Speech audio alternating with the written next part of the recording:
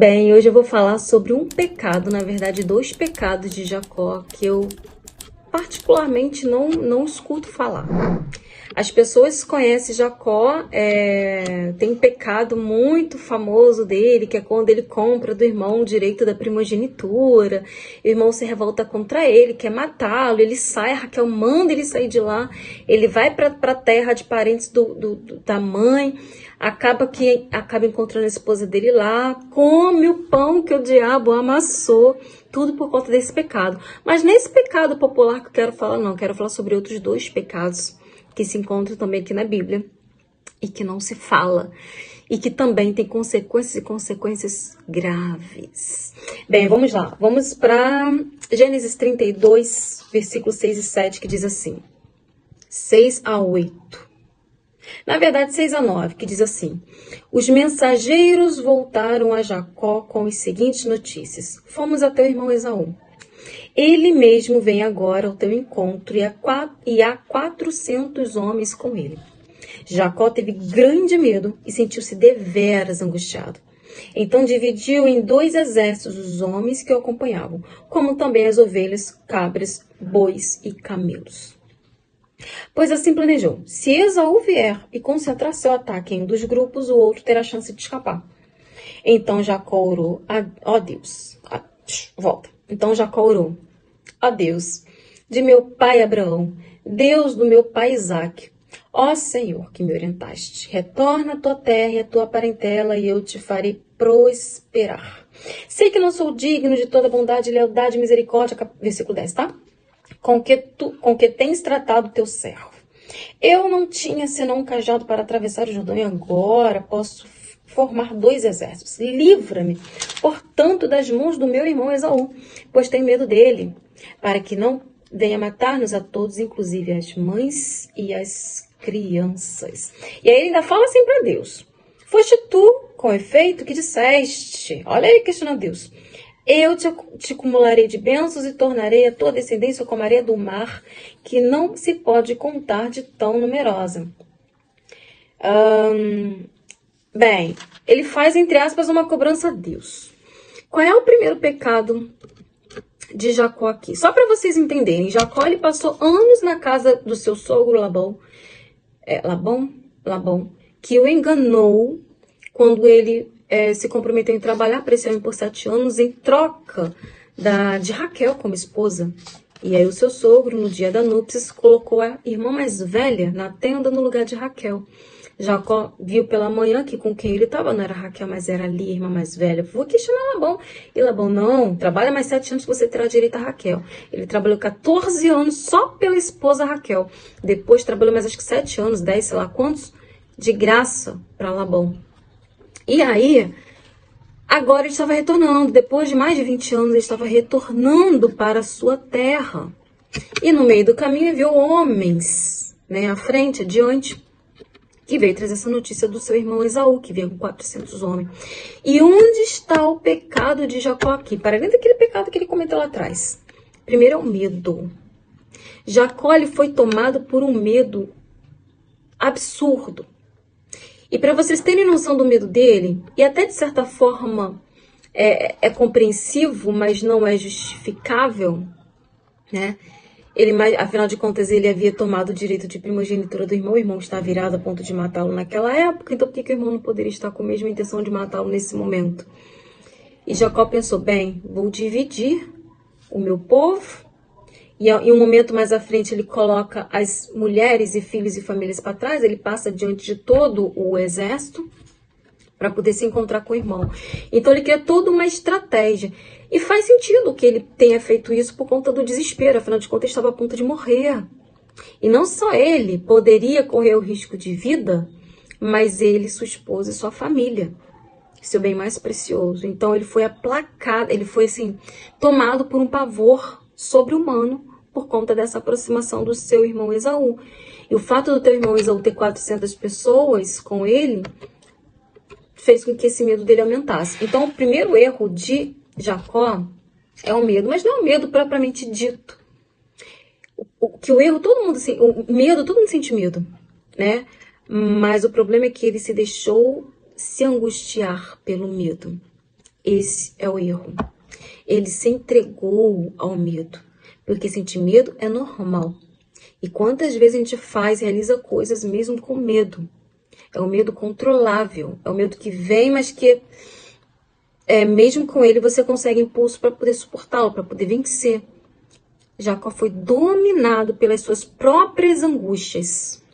E nesse auge do desespero, ele cometeu um segundo pecado, que foi a falta de confiança a Deus. Observe que na oração de Jacó, Jacó faz meio que uma cobrança a Deus. Ué, Deus, mas não fostes tu que me prometeu ter uma descendência grande, gigantesca, que não se pode contar, assim como a areia do mar? Olha aí Jacó apontando para Deus, fazendo cobranças a Deus.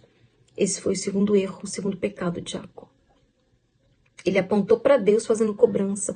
Tipo, como assim? Você prometeu que eu vou ter uma descendência enorme e eu estou aqui a ponto de morrer pelo meu irmão. O erro dele não foi acusação a Deus, sim.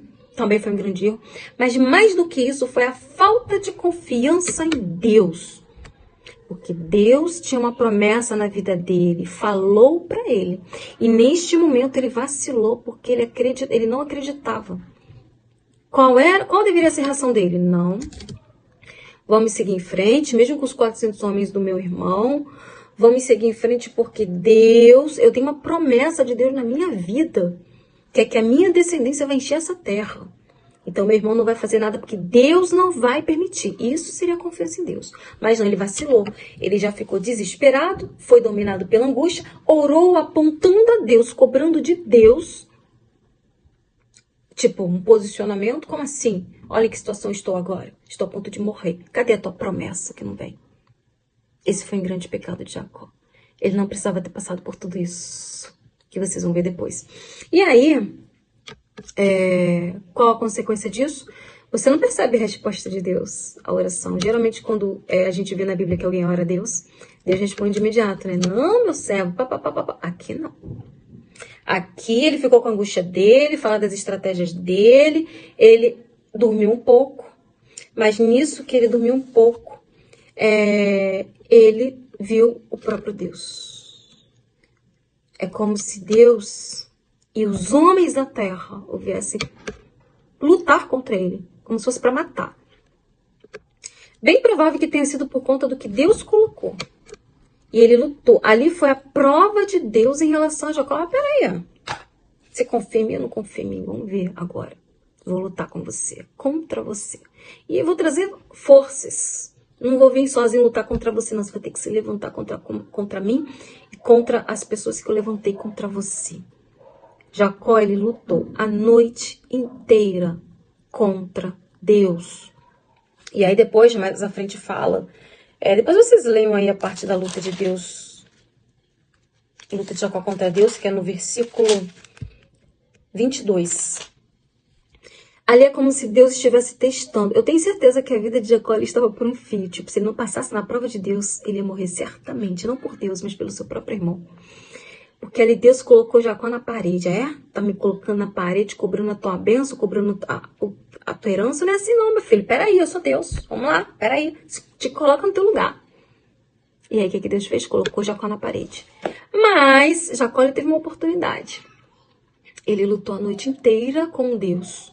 Ele percebeu que era Deus. Ele se agarrou na perna e disse, eu não vou soltar enquanto não me abençoares. Ali, Jacó, ele já tinha uma outra percepção. Ali ele não era nem mais um medo e angústia. Pode ser que ele tivesse sido dominado pela angústia também. Não vou dizer nem dominado, mas ele já tinha uma percepção de que ele dependia unicamente de Deus para que fosse abençoado, não tinha mais ninguém. Não adianta ele ficar batendo, fazendo birra, dizendo que Deus tinha prometido algo, que ele estava à beira da morte em relação ao irmão. Não adianta ele fazer toda aquela pirraça de criança. Mas naquele momento que ele estava com Deus, ele percebeu que ele era totalmente dependente de Deus. E que ele só conseguiria vencer o irmão, que na verdade era caramelo na cabeça dele, depois eu vou explicar por quê. Se Deus o abençoasse.